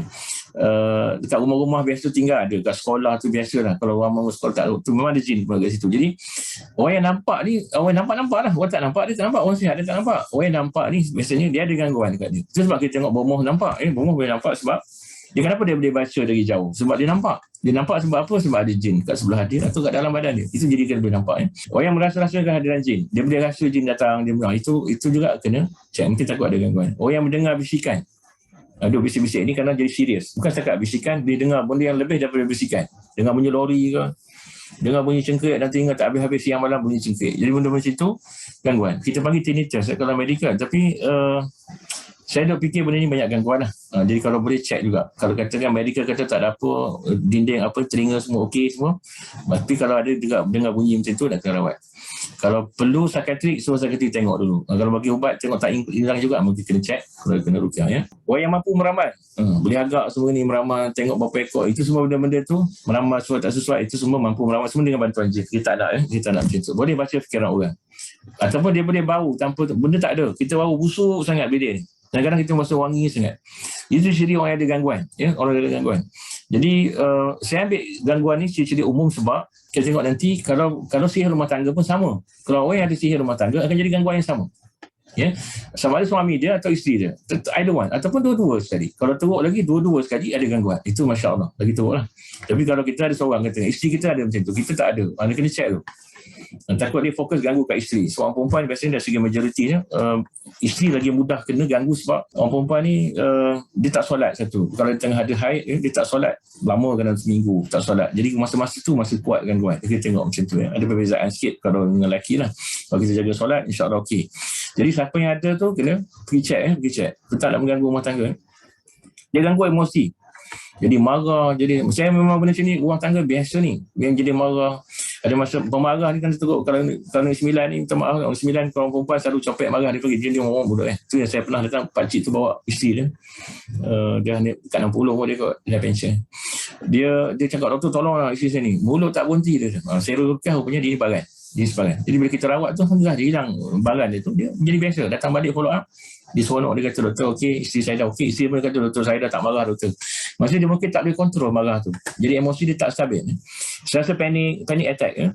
Panic attack, ketakutan, bimbang, anxiety, ya. Stres, jadi sampai gila, manic pun ada, sedih, depression, benda-benda macam ni. Saya rasa kadang-kadang bila emosi berlebihan ni nak kena check ya. Orang yang ragu-ragu was-was ini pun kena check juga. Belum banyak gangguan ya. Dia tak fokus, banyak saka juga tak fokus. Kadang-kadang orang yang kena gangguan ni dia tak fokus, dia mudah lupa. Ya, mudah lupa. Itu benda-benda yang diganggu fikiran kita, diganggu otak kita. Itu benda-benda ganggu. Gangguan pada ibadah, dia tak khusyuk, lupa solat, malas ibadah, dia suka buat maksiat, baca Quran ngantuk, kan? Tengok TV tak ngantuk, tengok cerita Korea tak ngantuk kan, tapi bila membaca Quran ngantuk. Itu kena check ya. Terhalang melakukan ibadah. Benda macam tu ya. Yang fizikal ni banyak. Itu yang agak non spesifik kalau tengok kan. penyakit yang pelik-pelik lah. Tu saya kata tadi, macam doktor tadi, pasien saya tu, dia sakit yang diagnosis dia pun pelik. Macam sindrom apa dia sebut, saya pun tak boleh ingat sindrom tu. Nak gambarkan dia sakit macam trigeminal neuralgia, dia ada, dia sakit kepala, dia sakit muka, macam terbakar, sakit pauh badan, sakit macam kena stroke. Jadi benda ni ada, sakit fizikal ni, tapi rupanya sihir. Itu benda-benda yang kita kena check. Jadi kalau dah check medical semua tak ada apa, dan kena check ruqyah lah lepas tu. Saya galakkan check medical dulu. Tak nak jadi isu nanti dia kata kita meninggalkan medical. Tak, saya tak meninggalkan. Saya rasa kalau perlu check medical dulu. Kalau buat ECG semua normal, rasa ramai macam ni. Buat jantung debar-debar, palpitation, tengok check jantung normal, ECG normal, thyroid normal, tapi debar-debar sentiasa. Ada masa-masa tu waktu nak maghrib debar-debar. Itu benda-benda berkaitan dengan gangguan. Sak nafas, sesak dada, sak nafas malam tak boleh tidur, pening, vertigo, sakit berat kat belakang kepala, sakit perut. Macam myasthenia gravis pada sakit-sakit saraf, penyakit tahunan tapak kesan. Itu benda-benda yang saya rasa macam sakit bekas pembedahan, bekas cederaan, stroke, jantung tersumbat. Kadang-kadang ini macam stroke. Stroke ni sangat berkaitan dengan gangguan kadang-kadang. Jantung tersumbat ni kita tengok macam ada pasien yang kena macam jantung tersumbat tapi tak. Dia sakit heart attack, macam heart attack betul. Sakit dada sebenarnya. Tapi dia tak, dia ada gangguan. Asal-asal kanser, pendarahan, banyak pendarahan. Kadang-kadang kalau suka period tak boleh nak ni. Itu satu masalah juga. Period lama. Itu gangguan rumah tangga tu. Maksudnya orang nombor period 5 ke 7 hari, dia 1 bulan period. Macam mana kan nak bersama tak boleh. Kita tak tahu istihadah sebagainya. Susah lah sangat ni. Ini mengganggu. Selalu gugur. Ini satu lagi ciri-ciri gangguan. Selalu gugur. Saya ada pasien sampai 6 kali gugur. Alhamdulillah baru dia mengandung. Saya syukur sangat dia mengandung tu, tapi nak kena jaga. Saya kata datang hari-hari, datang tiap minggu untuk ruqyah, untuk ruqyah antenatal dia panggil. Saya buat ruqyah antenatal sekarang sebab saya risau banyak yang gugur ni. Kalau kita jaga, alhamdulillah dia akan survive paling kurang sampai dia salin. Target macam tu. Gangguan saat tidur, dia tak boleh tidur, insomnia, dia bangun, dia susah nak bangun kadang-kadang, dia selalu kena mimpi kena tindih, mimpi macam-macam, jatuh. Itu ciri-ciri gangguan rasa masa tidur. Itu secara umumnya macam tu lah gangguan. Kalau ikut sihir boleh ganggu macam tu lah. Kalau kita ada masalah sihir ni macam ni, isteri kita ke suami kita, anak-anak sebagainya kena check. Anak-anak dia kan jadi masalah nak indigo. Indigo nampak jin, nampak makhluk lah. Dia nampak, dia ada sixth sense orang kata, dia boleh nampak pula benda tu kan. Jadi kita nak kena check. Hyperactive, autism ni banyak, alhamdulillah kita rawat. Dia mesti mak dia kena gangguan masa mengandung. Jadi autism banyak kes macam tu. Menangis waktu malam, sawan tangis, demam tak tentu, kejap demam itu nak kena check. Anak kalau ini sebab dia gangguan dekat rumah tangga, bila anak tak sihat, kita jadi stres. Saya tengok suami isteri yang muda ni, anak kena gangguan macam ni memang akan jadi stres. Nampak muka dia stres. Kita tahu dia stres sebab malam tak ada tidur. Dia ni nak kerja, anak mengamuk malam-malam, menangis malam dengan demam macam-macam. Jadi dia ni tak ada tidur, nampak muka stres. Dua itu kan. Kalau nampak yang suami isteri bertanggungjawab, alhamdulillah sanggup kongsi, okey. Tapi dia tengok nanti kan suami tidur, isteri dah tanggung seorang. Itu akan jadi masalah rumah tangga. Anak kerap sakit, perkembangan tak lancar. Development proses dia tak bagus. Dia masih tak bercakap, dah lama, dah 2 tahun 3 tahun tak bercakap. Kena check selalu menangis. Anak yang nakal semua ni kan, itu nak kena check jugalah. Dia cakap tadi dia tak dengar cakap, rupanya dia ada ilmu kebal. Itu macam tu, tak tahu lah, anak kan malas susah nak semayang, sebab itu nak kena check lah malah tak kawan, dan ketagih tengok ni, ketagih dengan game, ketagih TV sebagainya. Itu benda-benda nak kena check. Itu beberapa ciri yang saya rasa kena tengok. Kalau ada benda-benda ni, saya bimbang kalau ada gangguan. Kalau rumah tangga ada macam ni, kita satu lagi elakkan risiko ni, faktor-faktor risiko ni. Saya rasa di antara benda pentingnya supaya kita dapat elak benda ni. Jadi dalam hal rumah tangga ni, antara sebenarnya yang paling penting daripada awal lagi, bila kita nak milih pasangan, kita kena tengok, kena ikut Islam, kena ikut panduan Nabi SAW supaya kita dapat mengelakkan masalah rumah tangga tu. Jadi sebabkan banyak istikharah, jadi kita minta pada Allah tunjukkan pasangan kita yang soleh-solehah supaya nanti kita kurangkan risiko bila kita dalam proses, dalam perkahwinan. Ambil masa sikit perkahwinan ni untuk kita memahami, tapi insyaAllah kita dapat mengelakkan benda-benda gangguan ni lah. Wallahu'alam. Ada soalan? InsyaAllah. Kita sejam dah ya. Okey.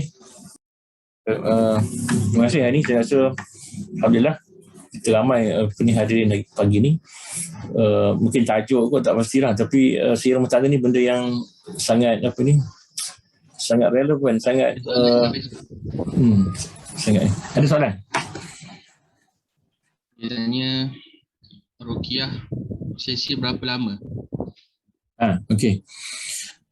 Di Pusat Ruqyah Hijrah kami target paling lama, paling singkat setengah jam lah. Paling lama 1 jam. Saya target macam tu. Jadi kita tak nak lama sangat. Sebab kalau dah sama sangat tu, takut dia tak berkesan dah. Jadi dia kalau ruqyah tu masih buat juga lama tak juga tu tak berkesan kalau macam tu. Jadi saya biasanya limitkan masa. Kalau saya biasanya di Seremban saya akan buat setengah jam. Maksudnya target setengah jam dan kita cuba selesaikan apa yang boleh dalam masa setengah jam tu, insyaAllah.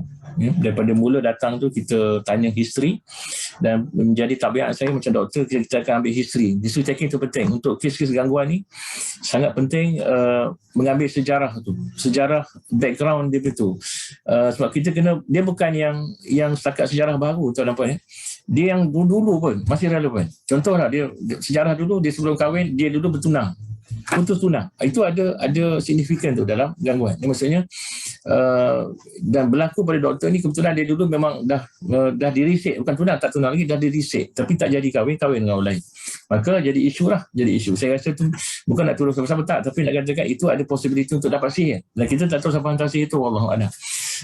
Ataupun sejarah dia masa kecil tu dia susah nak belajar, dia nampak itu benda penting. Jadi saya akan ambil sejarah history, kalau ikut medical history kita panggil, tapi kita ambil sejarah gangguan tu. Lepas tu kita akan minta dia baca ikrar, tengok cek saka tak ada saka. Lepas tu kita akan buat rawatan, kita akan baca screening dan cek poin-poin penting dan kita akan rawat. Saya rasa kalau paling cepat pernah juga habis dalam masa 20 minit, itu setengah jam. Tapi kalau patient tu memang ada gangguan kuat, kita ambil masa sikit lah untuk nak rawat, dan kita mungkin ambil masa sejam itu kalau setengah kes, ya. Wallahualam. Ada soalan lain? Soalan pada chat box, Doktor. Sekejap ya. Soalan yang pertama, untuk menghindari gangguan, jika kita boleh baca ayat kursi setiap solat dan makan 7 biji ajwa setiap hari seperti sabda Nabi. Itu soalan ni. Itu kenyataan. Bagus juga lah macam tu. Saya rasa memang kena amalkan benda sunnah. Timbun Nabawi luas ya. Dia bukan ruqyah saja untuk rawatan ni. Antaranya pencegahan tadi ataupun rawatan tu sendiri dengan sunnah, dengan perubatan sunnah yang termasuk dah tadi makanan ya. Makanan juga adalah perubatan sunnah.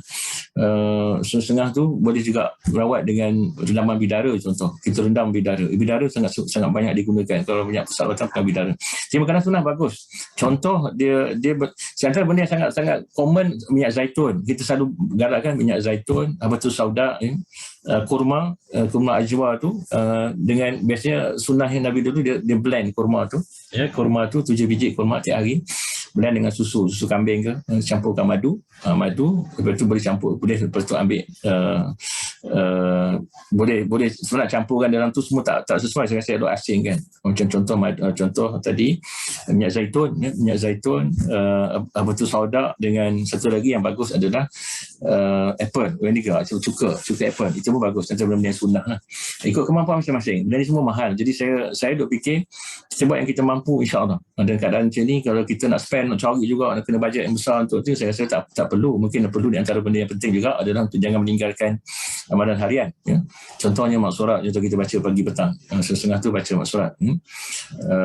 Jadi macam-macam kena amalan tu kena ada hari-hari. So, Rasulullah sebut banyak hadis amalan pagi petang, amalan hari-hari. Rasulullah sebut dalam hari-hari pagi petang nak kena baca. Itu benda-benda yang akan dapat mencegah sihir, gangguan. Dan tadi makanan sunnah tadi bukan setakat mencegah, tapi saya rasa juga mengubat ya. Jadi mengubat, itu istilah yang medical, kita medical ni kita tak bersetuju lah benda itu mengubat, tapi sebenarnya itu sunnah yang boleh jadikan dia ubat, mengubat ya, mengubat penyakit dan sebagainya. Wallahualam. Ada soalan lagi? Ya.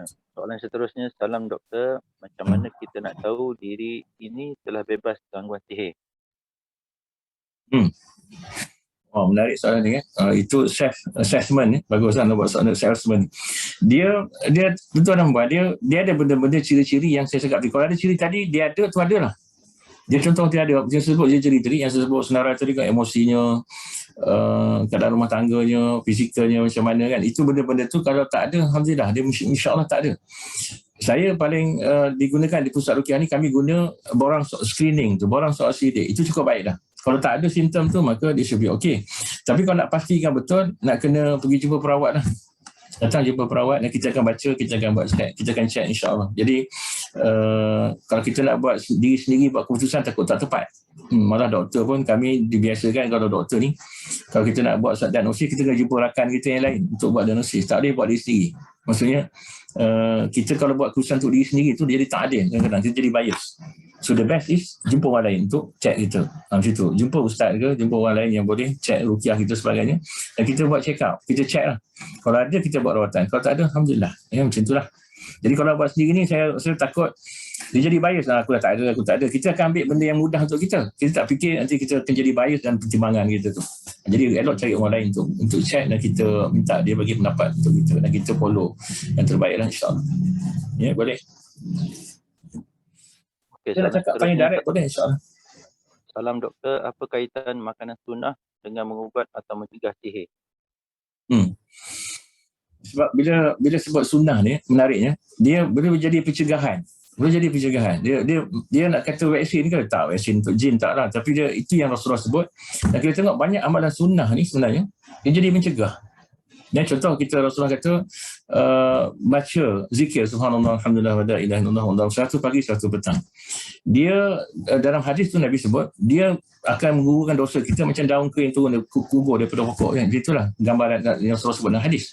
Tapi bila kita amal tu maka kita akan jadi macam kita akan rasa kekuatan tu. Allah akan lindung kita kalau kita amalkan tu, maka itu yang saya alami lah. Semasa saya mula-mula merawat dulu, antara benda yang saya dipesan, ustaz dipesan saya, dia kata, doktor habiskan ni 100,000 zikir ni. Subhanallah, alhamdulillah, wa la ilaha illallah, wallahu akbar. Dia suruh habiskan 100,000. Maka saya congak-congak, saya akan baca 1,000 sehari. 1,000 per day akan habis dalam 100 hari. 100 hari. Itulah. Ya, kena 100,000. Kalau kita habis 1,000 sehari, kita buat 1,000 sehari, akan habis 100 hari. 1 hari dalam 3 bulan lebih lah. Dan saya habis sampai 3 bulan lebih. Tapi nak kata kan, lepas tu, dia memberi kuatan. Dan kita kena continue lah. Baca lagi zikir tu. Sebab bila kita merawat ni tuan-tuan, saya kalau buat rawatan ni pengalamannya kita akan kena attack, sure lah kena attack. Sebabnya kita berhadapan dengan iblis, syaitan sebagainya, dan kita cuba menyelamatkan pasien lagi, sure lah kita kena attack. Jadi kita kena buat persiapan dan kita buat pencegahan sebagainya. Dan bukan sekadar mencegah dan juga mengubat. Kita gunakan banyak zikir Al-Quran untuk mengubat lah. Tib Nabawi ni banyak juga boleh guna untuk mengubat ni. Sesetengah penyakit yang tak boleh sembuh. Contoh eczema sebagainya tu bagus dengan Tib Nabawi lah. Wallahu a'lam.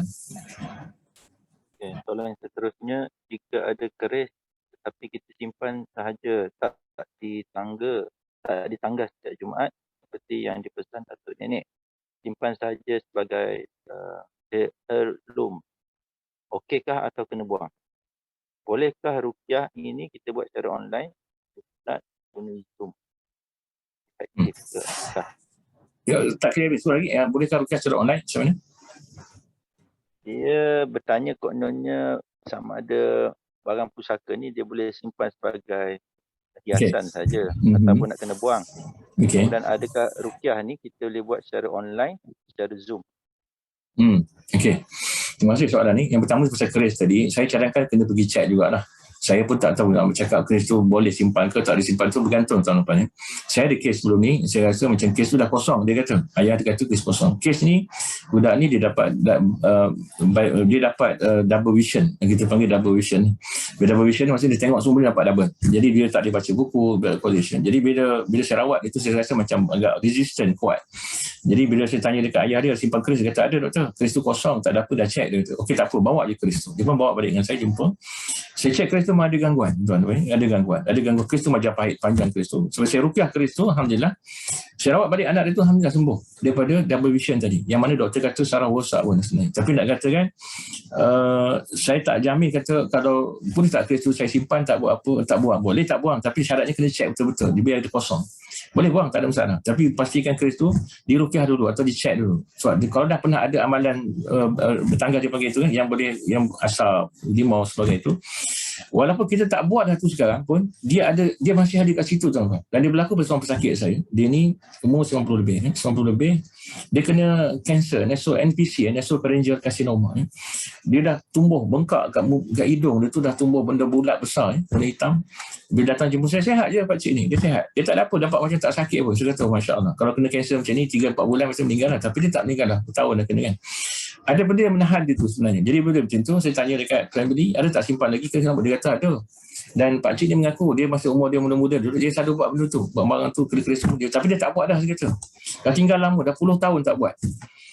Jadi saya kat muskil, saya kata, dia tak bawa benda tu. Bawa benda. Semua benda-benda tu, keris, pedang lama, pedang Jepun, semua tu ada. Pedang samurai tu semua ada. Saya bersihkan keris tu, alhamdulillah. Tapi kesan daripada tu menyebabkan dia terlepas daripada perlindungan barang-barang tadi. Ada terlepas daripada tadi, maka dia sakit lepas tu meninggal. Seminggu lepas tu dia meninggal. Saya dah pesan kat family, saya kata kalau saya bersihkan barang ni, ada kemungkinan satu lagi, dia mungkin sihat satu. Yang kedua, dia mungkin akan Allah uji dengan sakit dan tiba-tiba mungkin akan meninggal sebab benda tu menahan dia sebenarnya. Jadi itu benda-benda yang saya bimbang. Walaupun tak buat dah lama tak buat, dia cakap di sini kata masa tu dah ke 10 tahun. Dia buat masa tahun 40-an di situ lah. Dia dah umur 90 lebih kan. Jadi dah lama tinggal, tak buat pun, simpan kat rumah je. Tapi nak katakan tu masa tu masih ada. Jadi saya minta kalau boleh check lah. Hantar untuk check. Jadi kalau katakan tak ada apa, boleh simpan, tak ada masalah. Tapi kalau ada gangguan, nak kena dibuang. Kalau tak ada kan ganggu keluarga. Wallahualam. Satu lagi yang sihir, satu lagi ruqyah dari jauh. Pakai Zoom. Saya rasa boleh, setakat baca tu boleh. Macam juga kita dengar ayat-ayat ruqyah tu boleh. Tapi untuk tuan-tuan dan perempuan yang ada masalah, gangguan kuat, saya tak nasihatkan lah begitu. Sebab kalau boleh, buat rawatan dulu. Lepas tu boleh buat macam tu. Boleh teruskan dengan, mungkin dengar daripada MP3 ke MP4. Dan boleh buat ruqyah Zoom dari jauh. Sebab kita tak pasti kalau kita tak pernah diruqyah contoh, tiba-tiba nanti kita akan mengamuk ke, itu akan jadi bahaya. Jadi bahaya. Dan tak ada siapa nak handle kat sana. Kalau duduk kat flat ke, tiba-tiba tujuan flat tu meninggal, itu jadi isu kan. Jadi isu. Jadi sangat tak bagus lah. Jadi kita tak nak dia beri kesan dari segitulah. Kita bimbang tu je. Maksudnya kalau katakan terkesan jadi macam tu, jadi kes polis lah pula nanti kan jadi problem kan. Itu benda macam tu lah. Jadi kita tak nak kita termis benda situ. Jadi kalau boleh buat rawatan dulu, lepas tu kalau tak ada apa sangat, biasa kalau kita buat rawatan tu memang okey, dia okey lah insya-Allah. Ada soalan lagi? Putus tak masa jawab soalan tadi. Tak apa. Seterusnya doktor, saya tengah menjalani rawatan dengan doktor. Minggu lepas saya ada operasi lutut. Okay. Lepas operasi saya masih lagi ada gangguan di tempat yang sama. Dia macam ni lah. Dia kalau ikut mungkin ada sesuatu, mungkin tak detail apa masalah kat lutut tu. Dia ada macam-macam. Meniscus tear ke, ligament tear ke, kita tak faham apa yang dia buat kat lutut. Ada infection ke, yang kita tak pasti. Tapi kalau masih sakit tu, nak kena first sekali kena pergi jumpa doktor yang buat dululah. Dia kena tengok, dia kena buat assessment balik. Ya, apa yang berlaku pada itu penting. Yang kedua, jangan lupa untuk ruqyah juga. Ya. Saya duk fikir takut juga ada gangguan lagi. Kalau ada gangguan tu maksudnya kena rawat secara rawatan Islam lah. Itu doktor tak boleh bantu. Ya. Doktor hanya boleh tengok balik. Dan saya sangat galakkan pergi balik ke doktor tu untuk check balik. Walaupun mungkin dah follow up tu mungkin dah tak ada ataupun dah lambat. Saya rasa bagus pergi balik untuk dapatkan kepastian apa yang menyebabkan sakit tu dan sebagainya. Yang kedua, sampai tu jangan lupa untuk datang untuk ruqyah, check kalau ada gangguan. Kalau ada gangguan kita akan rawat secara ruqyah insya-Allah. Ada soalan? Nak tanya direct pun tak apa, insya-Allah boleh. Dia ada soalan dia repeat balik tapi rasanya doktor dah jawab tadi yang mengenai kita buat ruqyah secara online. Okey. Alright. Ada soalan lagi kat Facebook tak ada? Okey. Saya tu kot tak ada yang nak direct tanya, tak berani kot nak tanya nak. Nampak ke? Okey, tak apa, insya-Allah. Ada soalan? Tak ada? Boleh ke ruqyah guna apps? Pasang ruqyah dekat apps. Dia pakai apps tu maksudnya dia pakai ni lah. Dia pakai MP4, MP3 je tu Mungkin macam tu Dia untuk macam saya cakap tadi lah, untuk biasa-biasa boleh. Kalau untuk dengar, tak ada tidur malam, nak dengar, boleh insya-Allah. Saya baru ni saya buatkan juga YouTube video untuk bacaan saya tu, untuk ruqyah. Dan Alhamdulillah, ada patient yang dengar untuk tak ada tidur tu, dia boleh tidur lah. Itu Alhamdulillah.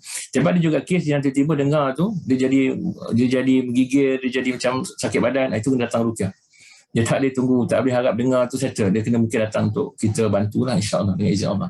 Jadi benda macam tu nak kena pastikan. Kalau kata dengar, dia bantu tidur tu Alhamdulillah, tak ada masalah, dia buat. Tapi kalau katakan sampai sakit, sampai dia jadi macam berubah, tak boleh kontrol diri dia, itu nak kena datang untuk ruqyah lah insya-Allah. Okey. Ada pesan lagi? Chatbox ada tak? Ada. Okey, Alhamdulillah. Syukur Alhamdulillah kita dapat bincang hari ini pasal sihir rumah tangga ni sikit. Rasa panjang lagi nak cerita sebenarnya. Ada benda-benda saya tak sempat nak cerita lagi, nak tambahan lagi. Tapi saya tak masukkan, saya tahu masa sangat limited. Saya tak nak makan masa banyak untuk tuan. Jadi kita harap kita dapat sambung nanti untuk next session. Sikit lagi saya ada benda yang saya nak cerita pasal sihir rumah tangga ni. Terima kasih sekali lagi tentang terima kasih atas penyertaan tuan dan puan dalam program kita hari ini. InsyaAllah kita tangguh dulu majlis kita dengan tasbih kifarah dan salam al-asr. Subhanallah bi subhanallah bika asyhadu an la ilaha illa anta astaghfiruka wa atubu ilaik. Jadi jazakumullah khairan kasih. Terima kasih banyak insyaallah. Assalamualaikum warahmatullahi wabarakatuh. So, ada satu soalan dekat chat box saya tertinggal. Okey. Kau dia masih ada? Saya rasa dia ada lagi Puan Nur Hayati ni. Banyak tengok rukyah-rukyah di YouTube ajar cara pulangkan balik sihir kepada penyihir dengan putar sahaja. Boleh ke macam tu? Dan pulangkan balik kepada penyihir dan dengan putar sahaja. Boleh ke macam tu? Dengan putar putar macam ni? Tak tahu maksudnya. Dia konsep pulang sihir ni satu isu lah. So, dia setengah pendapat kata kita bergantung kepada patient sebenarnya. Kadang setengah patient dia kata tak apa doktor, saya redha, saya tak nak berpulang apa-apa, itu kena ikut patient lah. Tapi ada patient dia kata doktor saya rasa saya nak kita dipulangkan balik supaya dia rasa, supaya dia sedar dia buat sihir dan dia kalau boleh dia berhenti. Itu satu lagi kaedah. Dia boleh qisas. Dalam Islam kita ada hukum qisas. Jadi kita tak pulang kita dengan cara kita pulang direct sihir tu, kita dengan sihir tu tak boleh. Dan kita serahkan pada Allah Ta'ala tu boleh. Kita minta Allah Ta'ala yang uruskan, yang tentukan pulang macam mana. Bukan kita, bukan dengan ilmu kita ada, ilmu hitam kita ada, kita nak pulangkan, itu tak boleh lah. Ya. Tapi kalau kita doa kepada Allah, ya Allah pulangkan balik ini dengan niat supaya nanti dia dapat hidayah Allah Ta'ala. Saya rasa itu lebih sesuai lah daripada kita. Dan saya tahu cara dengan putar tu saya tak pasti, tapi saya biasa kita gunakan dengan doa je, kita minta kepada Allah insyaAllah. Dan bukan cara dengan, kalau bimbang kalau kita ada ilmu sihir nanti kita boleh sihir pula, sihir orang pula kan, itu tak nak. Itu benda-benda yang tak boleh buat lah insyaAllah.